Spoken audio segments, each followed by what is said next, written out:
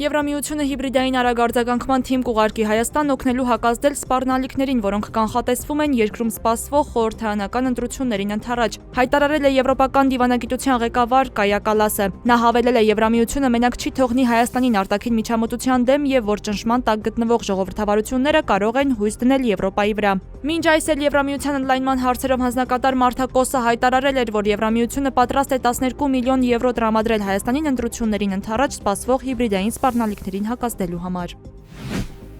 Արտգործնախարար Արարատ Միրզոյանը մարտի 17-ից 19-ին աշխատանքային այցով Օմանում կլինի։ Նախատեսվում է նրա հանդիպումը Օմանի Սուլթանության արտաքին գործերի նախարարի հետ։ Բացի այդ, Մասկատում տեղի կունենա Հայաստանի ռեզիդենտ դեսպանության պաշտոնական բացումը։ Նախատեսված է նաև արաբական երկրներում հավատարմագրված դեսպանների հավաք։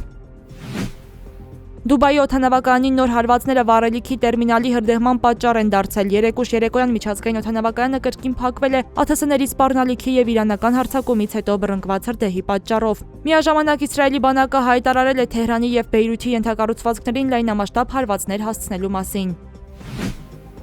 Բաղդադում Ամերիկայի Միացյալ Նահանգների դեսպանատունն անօդաչու թռչող սարքերի եւ հրթիռների հարձակման է ենթարկվել։ Իրաքի անվտանգության աղբյուրներն այս հարձակումը որակել են ամենաուժեղը ԱՄՆ-ի եւ Իսրայելի կողմից Իրանի դեմ պատերազմի մեկնարկից ի վեր։ Տեղեկությունների համաձայն հակաօդային պաշտպանության համակարգը խոցել է ԱԹՍ-ներից երկուսը, սակայն երրորդը հարվածել է դեսպանատան տարածքին։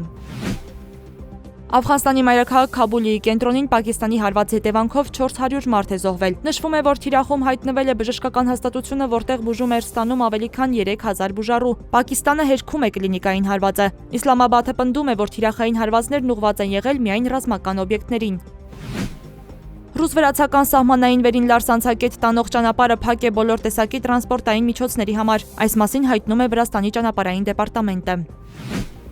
Հայաստանի տարածքում այսօր ցերեկը մարտի 18-ից 19-ին սպասվում է առանց տեղումների եղանակ։ Տեղումները կվերսկսվեն մարտի 20-ին։ Օդի ջերմաստիճանը մինչև մարտի 19-ը ցերեկային ժամերին աստիճանաբար կբարձրանա 4-ից 6 աստիճանով։ Երևանում նույնպես մարտի 17-ից 19 տեղումներ չեն սպասվում։